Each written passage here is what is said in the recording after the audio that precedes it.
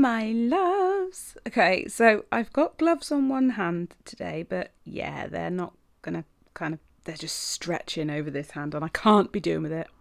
Right, we're going to work on some practice tips today, and I'm going to be using these Nailmate polishes, Peppermint and Thunder, and obviously base coat. I've had these for a while, but they were in storage in the salon that had the big flood. And as the weather's nice now and we're starting to sort through it all, I found them. Yay! So I'm going to apply the base coat and cure it for 60 seconds. And then I'm going to go and apply areas of both colours, Peppermint and Thunder. And I kind of wanted this oceany marble effect. Not too blended, sort of obviously marbled and not overly blended. So I'm just kind of adding areas, and it's quite random really. There's no set pattern that you have to do. I just would say if you want the kind of marble effect I'm going to get, it's probably best to alternate the colours, so a bit of this, bit of that, bit of this, bit of that, and not have too much of one or the other. But that's about it. Oh, and don't lay it down too thick because it won't cure properly. So I'm just going to add it in those areas and then get blending. So I'm going to use my detailer brush. It's like a medium length swirly brush, and just literally go in the same direction but up, down, up, down, up, down, and have it with the effect I wanted. I wanted it to all face the same direction and not be random. Do you see what I mean? Like this. And then I'm just going to tuck that brush down the sides, because what I find when I'm marbling is that it can gather at the sides and make it a bit lumpy. So just kind of drag it through and then pop that in the lamp for a 60-second cure. Then I shall go in with the top coat. Now I did this design on 4 of the 5 nails. So the 4 outer nails all had this kind of marble effect on them. And then we're going to add some extra bits, and the centre design is going to have an ombre. So I have to remove the inhibition layer on the top coat, and voila, there are 4 done. There we are. So what we're going to do is the 2 inner of the 4 are going to have 3D flowers on. So I'm just applying a bead of Blizzard White from Nailmate, let it polymerise so it's going matte. Okay, you see the difference in that, and it's much easier to work with because it doesn't bounce back when you start to move it and slide it. So you're kind of cutting it into like a croissant shape, sort of, and then just pressing it out. And because the bead is nice and matte, your brush is going to leave those beautiful little indents in it that give it that delicate leafy look. If you play with your bead too soon, you won't get that. You'll just kind of get a lumpy look. It's just timing, really. In with my next bead, and I'll wait for that one to polymerize, and then we'll do the same. Cut it, separate it, and then I want to leave space for one more bead to join up to these 2, and then start curling into the middle. Same again, we're going to press that out. You don't need a super wet brush, but equally if it's too dry it won't work. And I just need to pat that down because it was lifting off the surface of the nail. It will adhere to the nail perfectly once it dries. In with the 3rd bead. Obviously it's not going to be as big as the 1st bead. You need to start working down, getting smaller and smaller as you go. Wait for it to polymerise, and we'll join that to the previous one and then start bringing it in, because we need to start getting that sort of spiral effect. I mean, you can do it any way you want. This is just, I do flowers about 3 or 4 different ways. This was just the way I did it today. There's a much simpler way as well, but this was just the way I did it today. I just fancied a kind of more layered look. And we'll just continue this until we get that spiral in the middle.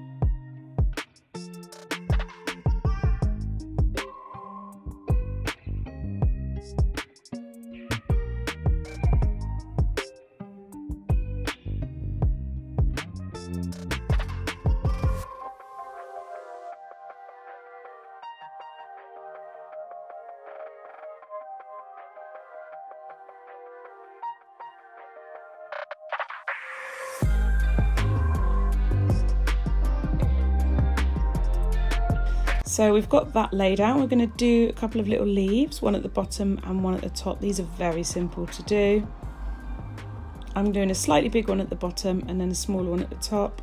I'm just going to wiggle my brush in the centre of that final bead because we're going to pop a little crystal in there in a minute. That's beautiful. And then I'm going to just add another bead in advance because I kind of know my setting times. But if you don't and you know you're new to it, just do one at a time. It's easier. I'm going to pop that little one there. And then go back to work on this one so you can see it's kind of gone nice and matte. So I wiggle at the side and I pull down the front. And then I use the edge of my brush to press into the leaf to make little indents and just thin it out a little bit. But you could just leave it the way I had it a second ago. I just chose to do this just to add like a little bit more. There we go. Do the same on this one. Just wiggle side to side. Oh, it bounced back a little bit, so I waited and then I obviously pulled it out. So we're going to do the ombre. I'm adding the first colour here, dragging it down, and then I'll add the second colour. I think this is Thunder and this is Peppermint, but I could have them muddled up, you never know. And I'll join them. They need to join really. And then I'm going to take my ombre brush and just wiggle like back and forth, back and forth, back and forth, back and forth, and that blends a lot quicker than just using a single brush. I used to do this technique just with a single bristle.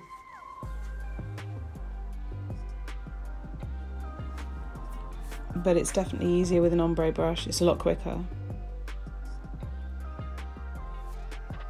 Wiggle, wiggle, wiggle, wiggle, wiggle. And you've just got to make sure you're not gathering the product too much in one area so that you end up with bubbles or lumpy bits. But it's really easy to do the blend. Work it from the bottom up then just to give it a final go through. There we are. Definitely like this technique with this brush. Nice and quick. The polishes are really pigmented, so I only did one layer. And then, this is the Summer Skies mix from my website, the Alina Crystal Summer Skies mix. And it's like blues, turquoises, yellow and AB. And we're going to do a little yellow centre for each flower. So I'm just applying a bit of no wipe top coat there. If I was going to wear them, I'd apply a bit of builder gel first, or glue. Same on this one. Pop it in. It just gives a little zhuzh to the flower. And then I'm also using the AB Ultimate Mix from my website. And just some SS3 ABs as well from my website. Just so I can grab the SS3s nice and easy. I like, because they're so small, so I like to have them separate. And then I'm applying builder gel, and you don't have to use builder gel. Some people use polygel, some people use adhesives. It's up to you. Use whatever you want. And I'm just going to pull together a really cute design. Just applying the crystals, then I'll cure it, then I'll add some more, then I'll cure it. And it's nice to have mixes, I think, because the reason why I love crystal mixes is because you've got so much in there. You know you can pull together a design from one mix bag and you don't need to go and buy loads of different packs, loads of different colours. Although I would still own everything anyway, because that's just what I'm like. But it's just easier. Okay, so we've gone in with the large Navette, the small raindrop and the kite. They're all from the AB Ultimate Mix. There we go. Pop that in. That is a massive mix. I think it's like 740 crystals, tons and tons of shapes, and round flat backs from SS3 to SS16. So, oh, there was a banging noise. Right, I'm adding some little SS3s there, and a bit further up, and then we'll go in and use some of those beautiful crystals from the Summer Skies mix.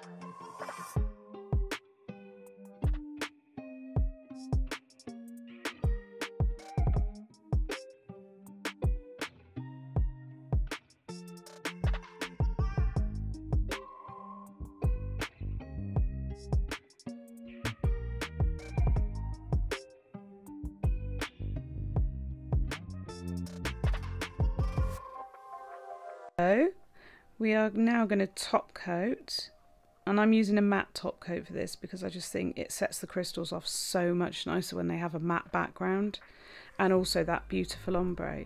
Remember not to go over the crystals, so I'm going as close as I can with the big brush, and then I'll get in with a detailer brush and tuck it right in there. And get right up in and around those crystals and along the top of the cuff as well. And then after that I gave them a cure in the lamp, and that was the design ready. It's really simple but super, super effective. Perfect for salon use for somebody who wants something a bit blingy. They don't want to go like crazy extreme work, but they want to, you know, have a decent set of nails with a nice bit of bling and some 3D.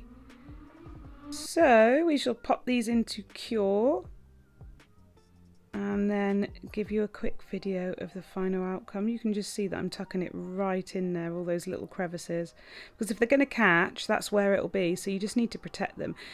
I've got courses on crystal placement, on the best way to use crystals, how to keep them stuck on, and I've also got beginners courses in hard gel and acrylic, and they're available online, so you don't have to move from your sofa. But they are fully comprehensive and accredited, so check out the links in the description box. Here's the final set. I hope you've enjoyed this video, and I'll see you very soon. Tally bye!